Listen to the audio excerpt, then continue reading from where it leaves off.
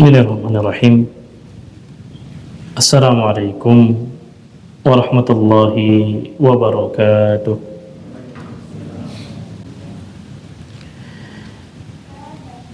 Innal hamdalillah nahmaduhu wa nasta'inuhu wa nastaghfiruh wa natubu ilaihi wa na'udzu billahi min syururi anfusina wa min sayyiati a'malina.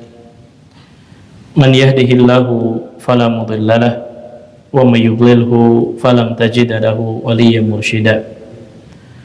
Asyhadu an la ilaha illallah wahdahu la syarika lah ilahul awwalina wal akhirin wa asyhadu anna Muhammadan abduhu wa rasuluh la nabiyya wa la rasula ba'da. Ma'asyiral muslimin rahimani wa rahimakumullah.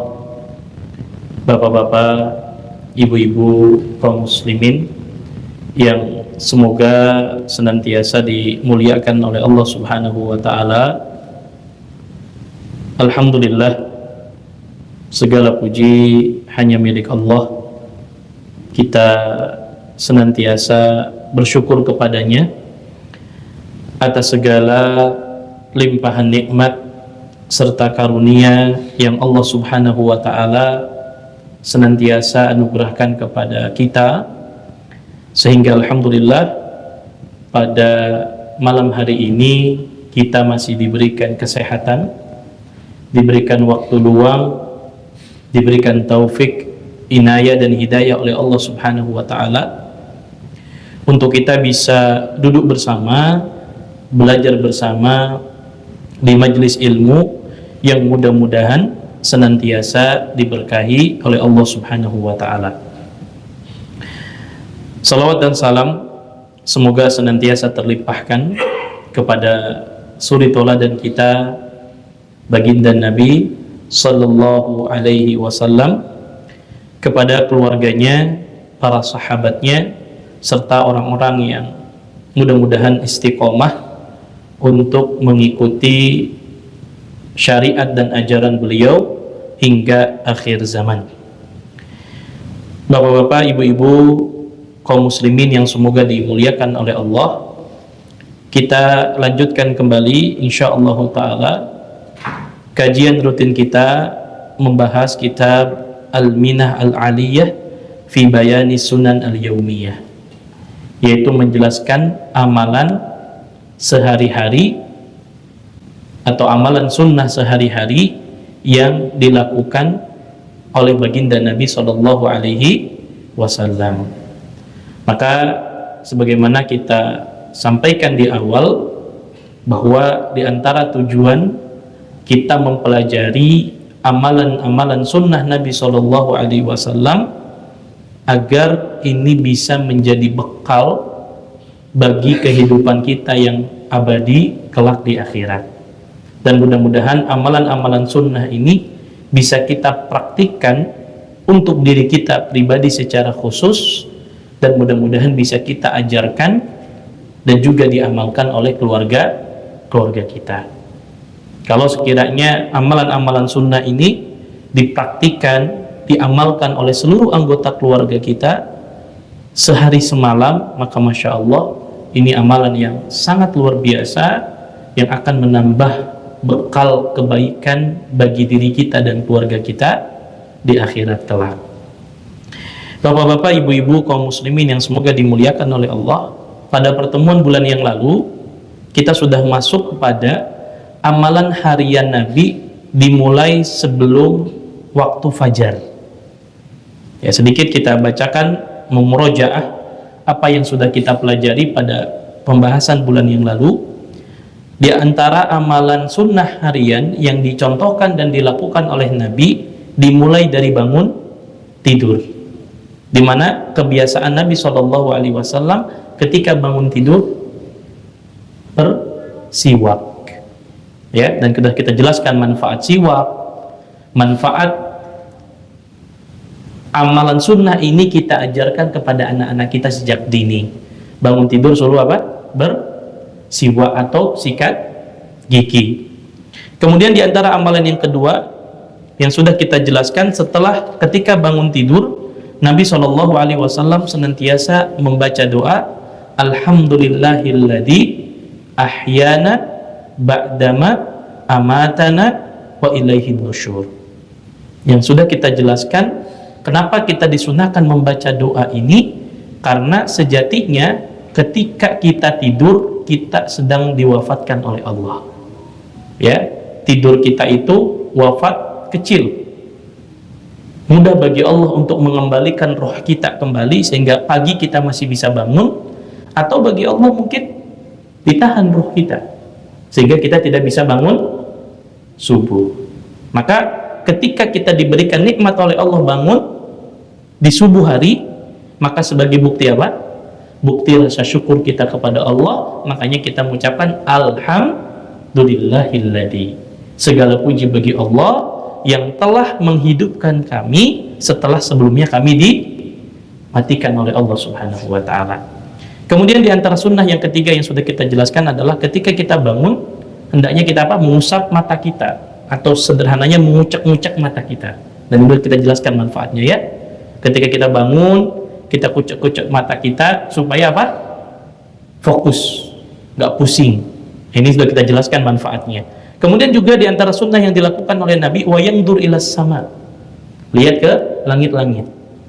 Bangun tidur, kucek-kucek mata kita, kemudian kita menengadahkan wajah kita ke atas pelangitan atau di atas rumah kita. Kemudian di antara sunnahnya adalah wa yaqra'al ayat ya al-ashrul akhir min surati Ali Imran, yaitu membaca 10 ayat terakhir dari surah Ali Imran. Nah, ini sunnahnya ketika kita bangun tidur. Kemudian yang berikutnya yang sudah kita jelaskan apa? Mencuci telapak tangan 3 kali sebelum kita melakukan aktivitas di kamar mandi. Ketika bangun tidur, jangan memasukkan tangan kita ke bejana, ke ember, ke tempat penampungan air sampai kita cuci dulu tangan kita 3 kali. Di antara hikmahnya apa? Kata Nabi, fa innahu la yadri aina batat yaduh. Ketika kita bangun tidur, kita nggak tahu posisi tangan kita ada di mana. Ya, dan itu menimbulkan banyak kotoran dan bakteri. Dan sudah kita jelaskan luar biasa bahwa Islam ini agama yang sangat perhatian terhadap yang namanya kebersihan dan kesehatan dari mulai bangun tidur. Masya Allah. Ya. Kemudian yang berikutnya yang sudah kita jelaskan adalah sunnahnya supaya seger bangun tidur apa? Al istinsyaq wal istinthar bil ma'i thalathan. Memasukkan ke hidung atau memasukkan air ke hidung dan mengeluarkannya 3 kali. Dan sudah kita jelaskan, Masya Allah, ternyata kemarin saya dapat manfaat secara kesehatan dan memang luar biasa. Bangun tidur masukkan air ke hidung, ya, apalagi bagi yang pilek-pilek, ya, bangun tidur itu manfaat sekali secara kesehatan. Dan juga secara syariat manfaatnya adalah fa inna syaitana yabitu ala khayashimihi, karena syaitan itu tidur di pangkal hidung kita. Maka sunnahnya kita masukkan air ke hidung untuk mengusir syaitan, supaya subuh itu nggak apa? Nggak ngantuk, nggak males, semakin apa?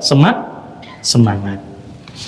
Kemudian ma'asyiral muslimin rahimani wa rahimakumullah, dan yang sudah kita bahas terakhir adalah berwudu. Nah, sekarang kita masuk ke sunnah-sunnah wudunya.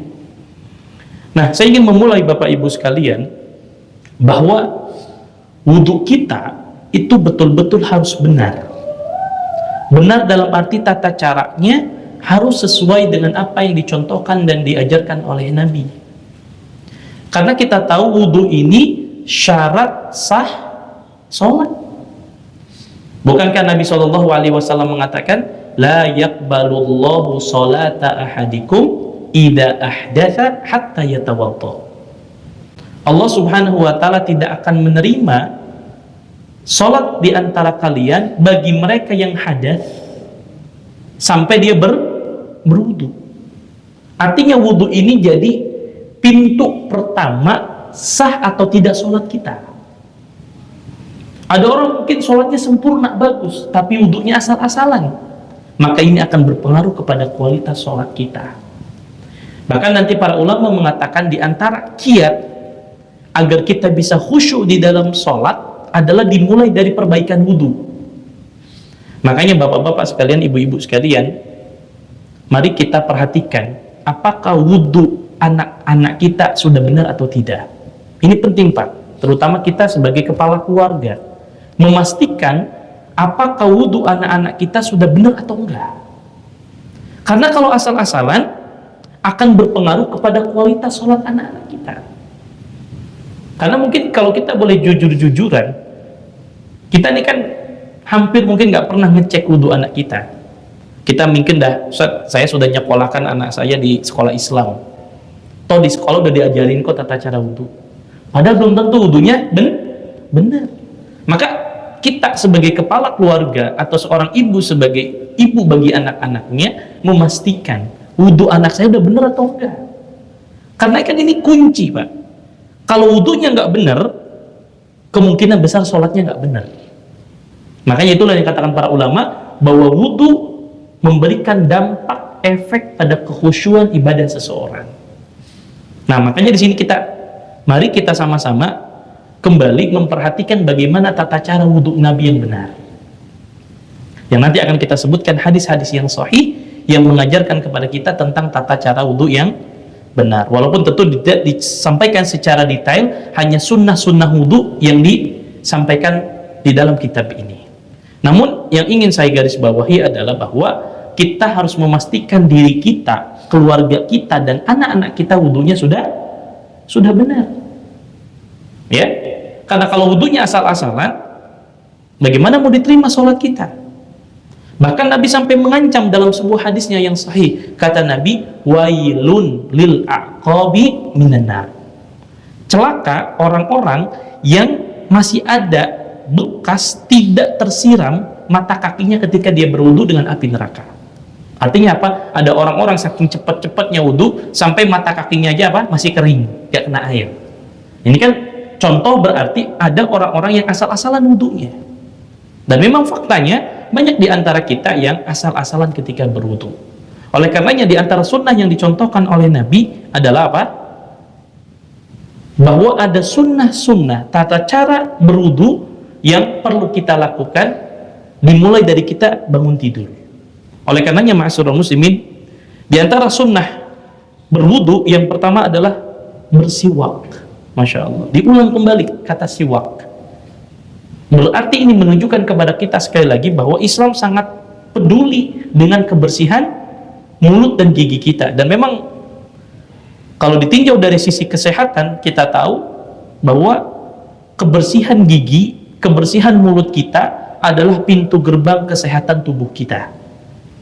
Ya, kalau mungkin di sini ada orang medis, ada dokter, mungkin ya bisa ditambahkan nanti bahwa bersihnya gigi kita, bersihnya mulut kita itu akan berpengaruh pada kesehatan tubuh kita. Karena ternyata berapa banyak penyakit yang diakibatkan karena orang tidak menjaga kebersihan gigi, Pak. Bahkan kita tahu ternyata bisa orang kena jantung karena ketika giginya bolong, banyak bakterinya masuk ke darah kita. Dan lihat Masya Allah, Islam dari mulai bangun sudah suruh sikat gigi. Mau wudu juga disunahkan bersikat gigi. Namun ini hukumnya sunnah. Makanya Masya Allah, ma'asyiral muslimin, saking pedulinya Nabi dengan umatnya, tapi Nabi nggak mau memberatkan, Pak. Apa kata Nabi? Laula an asyukka ala ummati la amartuhum bis-siwaki inda kulli wudu. Kalau sekiranya tidak memberatkan umatku, kata Nabi, maka aku akan perintahkan umatku bersiwak setiap kali akan berwudu. Tapi kan ini berat. Bayangkan Pak, kalau sekiranya sunnah ini diterapkan, kita kemana-mana harus bawa sikat gigi. Kita mau wudu sikat gigi, kita mau wudu sikat gigi. Tapi kalau ini dipraktikkan, ini sunnah Nabi. Ya, jadi Masya Allah bersih gigi kita. Jadi gosok gigi itu bahkan bisa 5 kali sehari, setiap kali akan wudu gosok gigi, Masya Allah. Dan ternyata manfaat secara kesehatan ini sangat luar biasa. Tapi Nabi tidak ingin memberatkan umatnya. Makanya Nabi mengatakan, laula an asyukka ala ummati la amartuhum bisiwak ma'a kulli wudu. Bahkan ma'asyiral muslimin rahimani wa rahimakumullah, di dalam riwayat yang lain dari hadis Aisyah radhiyallahu taala anha berkata, kunna nu'iddu lahu siwakahu wa tahurahu fayab'athuhu Allahu ma syaa an yab'athahu minal lail fayatasawwab wa yatawadda wa yusalli. Masya Allah. Ibunda Aisyah menceritakan, kata Ibunda Aisyah, kami ini istri-istri Nabi biasa menyiapkan untuk Nabi siwak dan alat-alat untuk bersuci Nabi. Nah, makanya kalau kita kaitkan dengan pendidikan parenting keluarga, kata para ulama bahwa di antara keromantisan dalam kehidupan rumah tangga, bahwasanya hendaklah seorang istri menyiapkan kebutuhan untuk suaminya ketika akan bersuci. Lihat Aisyah yang bawakan apa? Ini siwaknya Nabi, ini air wudhunya Nabi, ini pembersih untuk membersihkan tubuh Nabi. Jadi disiapkan. Maka di antara hal yang sangat bagus yang bisa dicontoh oleh para istri adalah menyiapkan perlengkapan mandi untuk suami. Ini sederhana memang, tapi Masya Allah, kalau kita mau mandi, disiapkan handuknya, disiapkan sikat giginya, disiapkan odolnya sama istri, itu Masya Allah. Akan ada apa? Rasa yang berbeda ya. Kita mau mandi, kata istri, ayo ya nih, handuknya, Masya Allah. Itu kayak kita dilayani banget gitu kan ya. Padahal sederhana, betul atau tidak? Tapi lihat Nabi, diceritakan sama Aisyah, kunna nu'iddu lahu siwakahu. Kata Nabi SAW, kami dulu yang menyiapkan. Sampai siwaknya Nabi dibawakan sama siapa? Aisyah, Masya Allah. Coba kalau kita masuk kamar mandi, tiba-tiba odol kemana? Ya, sabun kemana? Padahal uang buat beli sabun sudah kita kasih gitu kan? Ini sederhana tapi sangat berpengaruh kepada kehidupan rumah tangga kita. Betul. Coba, suami mana yang tidak akan merasa bangga punya istri yang ketika dia mau mandi dibawakan, ya ini handuknya, Masya Allah. Itu kayak, waduh, betah udah di rumah ya. Dibawakan sikat giginya, ya ini sikat giginya, ya ini odolnya gitu. Masya Allah. Atau mungkin dia sebelum suaminya masuk kamar mandi dicek dulu, odolnya masih ada nggak nih, sabunnya masih ada nggak nih, Masya Allah. Ya, karena memang kalau boleh jujur bapak-bapak sekarang, kita nih laki-laki paling susah urusan kayak gini. Coba kalau kita mau jujur Pak, kita habis mandi itu naruh handuk di mana aja kan? Iya kan? Ya, di antara mungkin kekurangan para lelaki adalah susah naruh handuk. Habis mandi taruh lempar sana sama sini, susah kan? Akhirnya ribut biasanya sama istri gara-gara cuman handuk gitu ya. Ya memang ini kekurangan kita seorang laki-laki. Makanya adanya istri untuk melengkapi kekurangan suami. Ya, Masya Allah kalau coba Pak, nikmat ya gitu kan ya. Ya. Kita mau mandi disiapkan apa? Sabunnya, odolnya, handuknya sama istri, Masya Allah. Ini lihat Aisyah mencontohkan. Kunna, kata Aisyah, kami. Berarti ini sudah menjadi rutinitas yang dilakukan oleh istri-istri Nabi. Menyiapkan siwaknya Nabi dan juga apa? Untuk membersihkan Nabi disiapkan. Bahkan Masya Allah, masyaallah muslim, ini juga contoh nih. Ya, coba suami itu, betapa bahagianya suami ketika bangun tidur, cuaca subuh dingin, kemudian dia bilang istrinya begini, ya itu aku udah angetin air buat mandi. Masya Allah. Ini bagi yang di rumahnya nggak ada pemanas air ya. Kalau udah ada pemanas, mungkin cari yang lain. Ya, handuknya tadi dibawakan. Ya. Ini kan nikmat. Kita di rumah nggak ada air hangat, kemudian tiba-tiba istri udah bangun duluan, kemudian dia bilang, ya mau mandi nggak? Disiapin air hangat. Masya Allah itu. Ini romantisme yang memang dicontohkan oleh keluarga Nabi SAW. Sederhana, tapi efeknya besar. Suami merasa dihargai. Karena kan ini kebutuhan yang memang harian yang dilakukan. Walaupun ini jarang ya zaman sekarang. Kayaknya jarang banget ya. Ya, ada istri yang menyiapkan perlengkapan mandi untuk suaminya. Sehingga apa? Ini juga bagian daripada pendidikan dalam keluarga. Anaknya lihat, Masya Allah ya, ibu saya ini setiap bapak mau masuk kamar mandi disiapkan handuknya. Atau minimal ya, udah aku taruh handuknya di sana, gitu kan. Masya Allah. Disiapin handuknya, disiapin sabunnya, disiapin odolnya, ini luar biasa. Ya, ini contoh diantara contoh yang diajarkan oleh Nabi SAW. Kemudian, ya, fayatasawwab wa yatawadda wa yusalli. Maka dengan siwak yang dikasih oleh Aisyah, akhirnya Nabi bersiwak, berwudu, kemudian sholat. Nah, ini menunjukkan kepada kita sunnah ketika berwudu itu bersiwak dulu. Berarti Masya Allah, berhari berapa kali kita bersihkan gigi kita. Dan memang sekali lagi, ternyata kebersihan gigi sangat berpengaruh kepada kesehatan tubuh.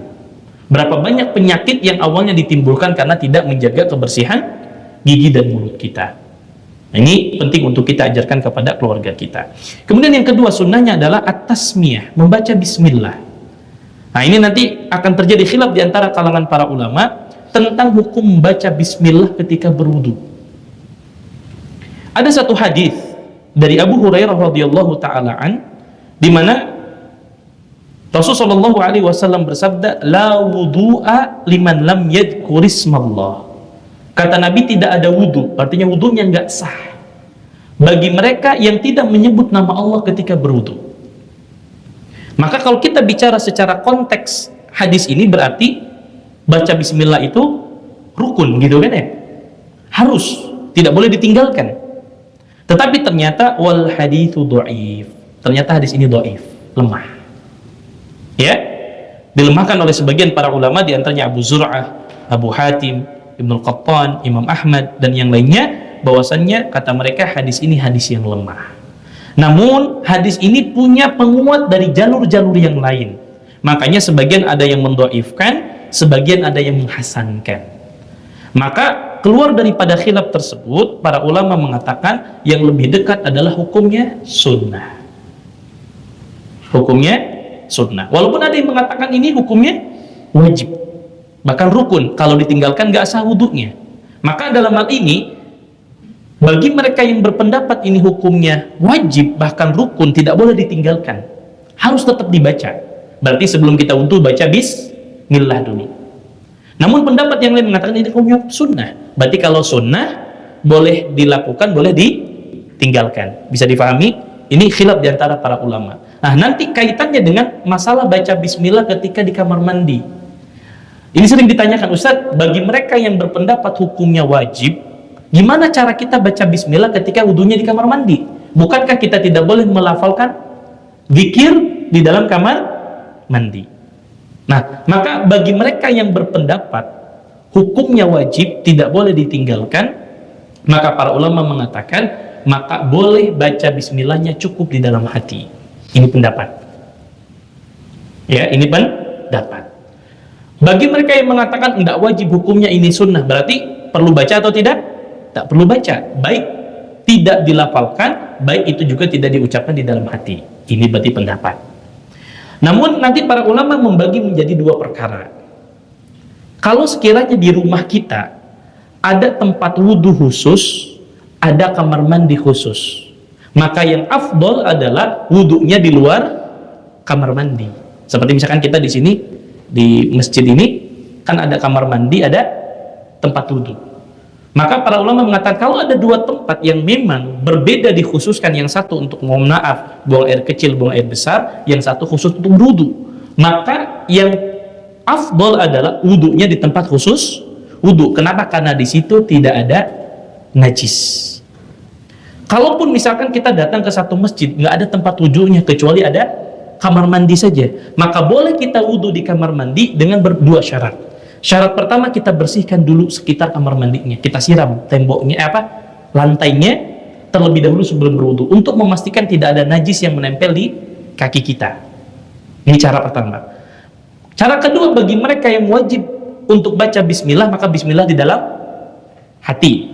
Tapi bagi mereka yang mengatakan sunnah, maka tidak perlu diucapkan. Jelas bapak-bapak, ibu-ibu? Ini tata cara berwudu baca bismillah. Jadi ada dua pendapat. Ada yang mengatakan hukumnya wajib, bahkan rukun. Ada yang mengatakan hukumnya sunnah. Bagi mereka yang mengatakan sunnah, karena hadis ini dhaif, lemah. Walaupun ada riwayat-riwayat yang lain yang menguatkan hadis ini. Ya. Dan memang pada faktanya, kita ini paling lupa biasanya baca bismillah ketika wudu. Ya, kalau boleh jujur-jujuran, biasanya baca bismillah itu langsung aja wudhu, langsung cuci tangan gitu kan. Jarang baca bismillah. Ya, jarang baca bismillah. Nah, ini kalau sekiranya kita wudhunya di kamar mandi. Maka bagi yang mengatakan wajib, cukup diucapkan di dalam hati. Bagi yang mengatakan ini sunnah, maka tidak perlu dibaca. Tapi ketika kita wudunya di tempat khusus wudu, maka apa? Kita bacanya di tempat wudu. Nah, nanti akan jadi panjang lagi permasalahannya. Ustaz, bagaimana kalau kita mandi wajib, mandi junub? Kan tata cara mandi junub, wudu dulu atau tidak? Ada dua cara kan? Wudunya boleh di awal atau wudunya boleh di akhir. Nah, tadi sama. Kalau memang cuma punya kamar mandi di rumahnya, nggak punya apa? Tempat wudhu, maka sudah kita wudhu dulu tanpa baca bismillah, atau baca bismillahnya di dalam hati. Ya kan, tata cara mandi junub gitu kan, kita wudhu dulu, kemudian kita sela-sela rambut kita, sela-sela jari jemari kita, baru kita siram bagian kanan kita 3 kali, kiri kita 3 kali, baru kita siramkan seluruh air ke tubuh kita, kan gitu kan ya. Kan mau nggak mau kita wudhu dulu. Wudhunya di mana? Kamar mandi, kecuali di rumahnya punya tempat khusus wudhu dulu di luar, baru kita mandi junub. Nah, ini tata cara secara hukum fikih berkaitan dengan membaca bismillah, ya. Oleh karenanya kata Ibnu Hajar rahimahullah, al-zahir anna majmu'al ahadits, ya, bahwa keumuman seluruh hadis-hadis yang berbicara tentang bacaan tasmiyah ketika berwudu itu adalah kuat, kata beliau, tadullu ala anna lahu aslan. Maka kalau kata Ibnu Hajar, ini menunjukkan adanya dalil yang menunjukkan harusnya kita membaca bismillah. Tapi sekali lagi, wallahu ta'ala alam, sebagian para ulama mengatakan hukumnya apa? Sunnah.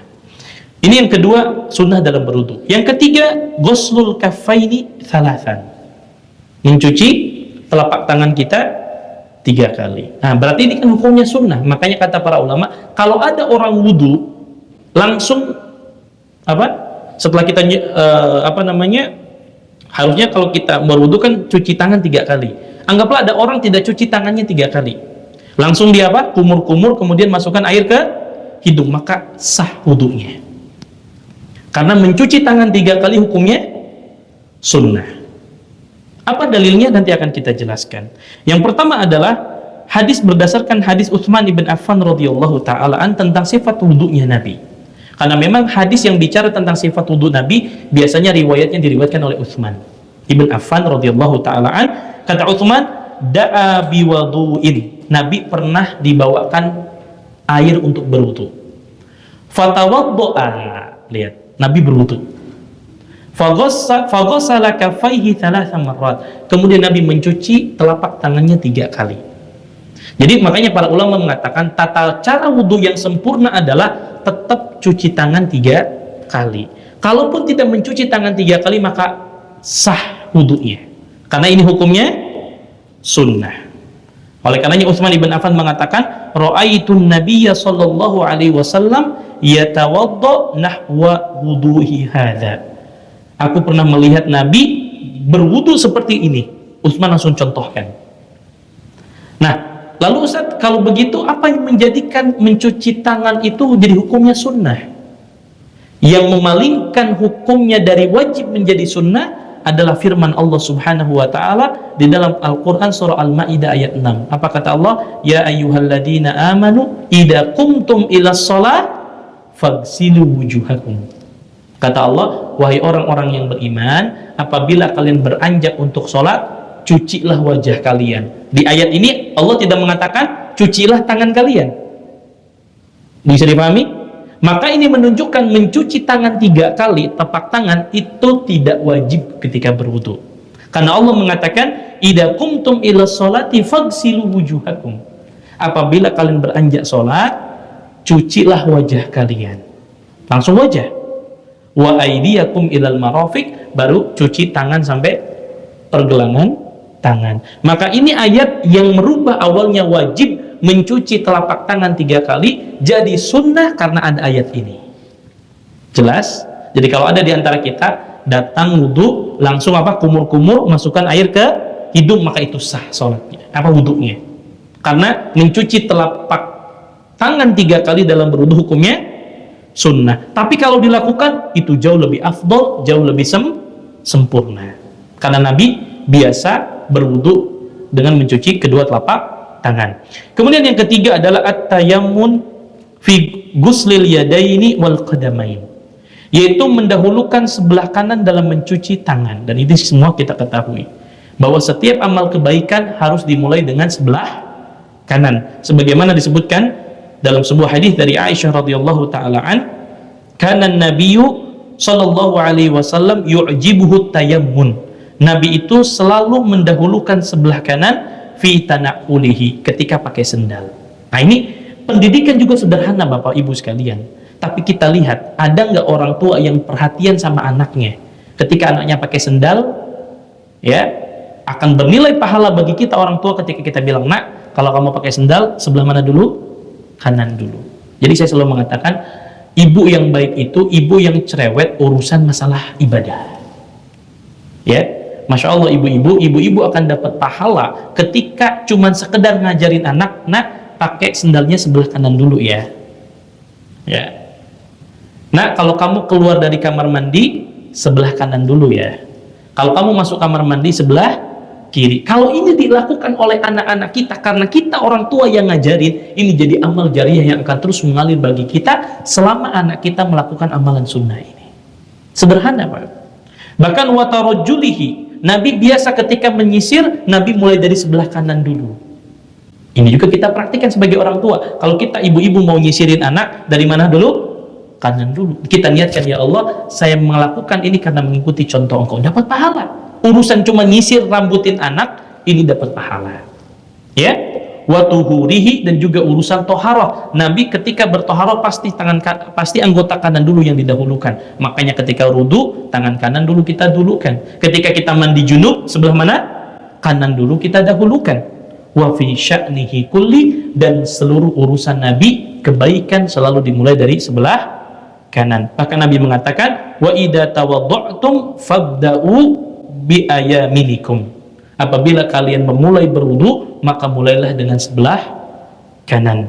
Kemudian berikutnya, ma'asyiral muslimin rahimani wa rahimakumullah, yang kelima sunnahnya adalah al-bada'a bil madmadah wal istinsyaq, yaitu kita berkumur-kumur dan memasukkan air ke hidung. Nanti di antara sunnahnya, ya, ini banyak dilupakan oleh kaum muslimin, bahwa ketika kita berkumur dan memasukkan air ke hidung itu dengan satu satu tangan ambil airnya untuk wudhu dan untuk memasukkan air ke hidung itu dengan satu air yang sama yang kita ambil dengan tangan kita. Bukan ambil air kumur, ambil air buat hidung, enggak. Airnya diambil sekali, yang sebagian buat berkumur, sebagian untuk apa? Dimasukkan ke hidung. Dan ini sunnah di antara sunnah Nabi Shallallahu Alaihi Wasallam. Ya, kan Nabi apa? Famadmad, kemudian Nabi berkumur-kumur, wastansar, kemudian memasukkan air ke hidung, masukkannya dengan tangan kanan, keluarkannya dengan tangan kiri. Nah, ini sunnah Nabi Shallallahu Alaihi Wasallam dan dilakukan sebanyak 3 kali. Di antara sunnah berikutnya adalah al-mubalaghatu fil madmadah. Masya Allah.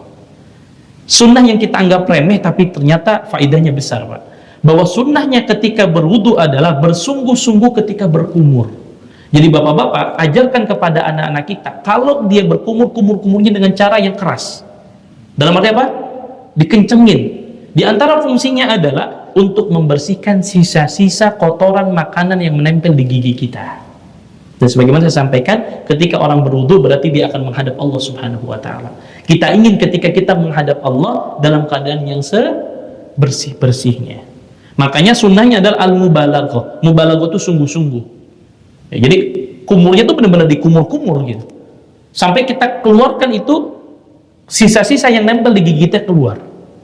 Dan bersungguh-sungguh ketika istinsyak tadi, masukkan air ke hidung, kalau bisa sampai ujung hidung kita, Pak. Dan sebagaimana sudah saya sampaikan, manfaatnya secara kesehatan jelas dan secara syariat itu juga jelas. Makanya kata Nabi SAW, asbigil wudu, sempurnakanlah wudu oleh kalian, wa khallil bainal asabi, dan seka-seka jari jemari. Dan ini juga mohon maaf ma'asyiral muslimin, satu sunnah yang sering ditinggalkan oleh kita. Ketika berwudu asal aja nyuci tangannya, padahal sunnahnya adalah seka-seka.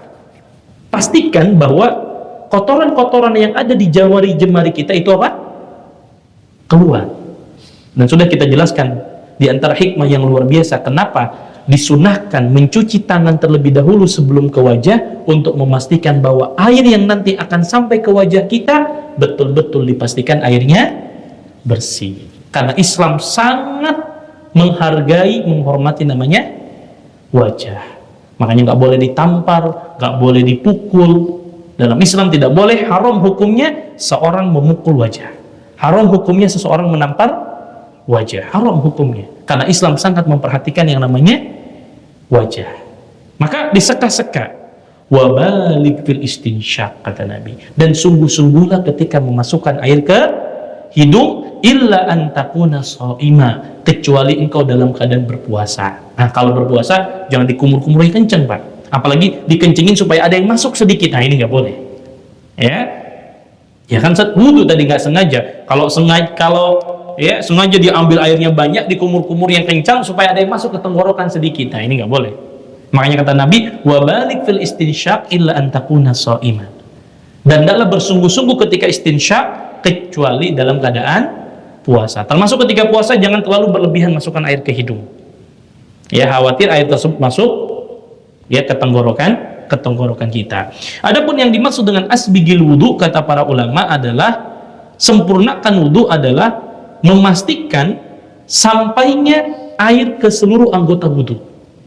Lihat, ini menunjukkan kepada kita pentingnya wudu itu bukan jumlah airnya yang banyak, tapi sampainya air menyeluruh kepada anggota wudu. Makanya nanti ya kita akan perhatikan bahwa ternyata wudu Nabi itu nggak mubadir air. Bahkan Nabi pernah berwudu, kalau dihitung zaman sekarang mungkin dengan 1 gelas kecil, tapi bisa berwudu. Kenapa? Karena yang penting air itu menyeluruh, nempel ke anggota wudu. Ya, kita bisa wudu dengan 1 botol mineral ini. Karena yang terpenting itu bukan jumlah airnya yang menempel, tetapi menyeluruhnya air sampai kepada anggota wudu. Itu yang harus digarisbawahi.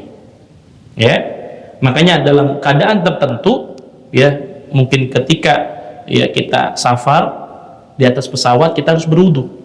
Makanya nanti yang sering ditanyakan kepada saya, Ustaz, ketika saya di atas pesawat, tayamum atau wudu? Wudu. Kenapa wudu? Karena di pesawat ada air. Seseorang boleh bertayamum ketika inda ta'addur isti'malil alma, ketika dia tidak mampu menggunakan air atau ketika tidak ada air.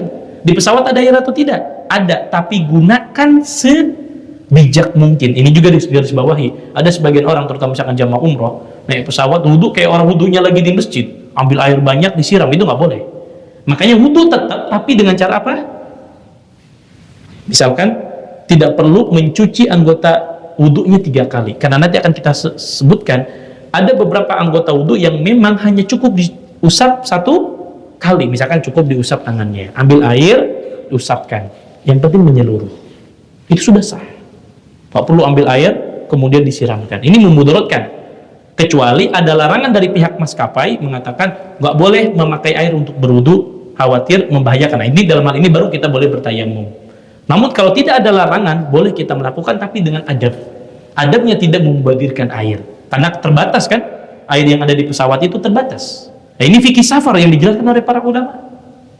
Ya, kecuali nanti ada larangan, mungkin ada maskapai tertentu melarang bahwa penumpang tidak boleh menggunakan air selain untuk misalkan cuci muka dan lain sebagainya. Maka kalau seperti ini tidak boleh kita lakukan demi kemaslahatan penumpang dan keselamatan para penumpang. Tapi ketika tidak ada larangan, boleh kita lakukan, tapi dengan cara tadi. Cukup mungkin 1 gelas air itu bisa untuk berwudu. Usap wajah sekali, usap tangan sekali, usap kepala sekali, kaki sekali. Bahkan kaki tidak perlu kita buka sepatu kita.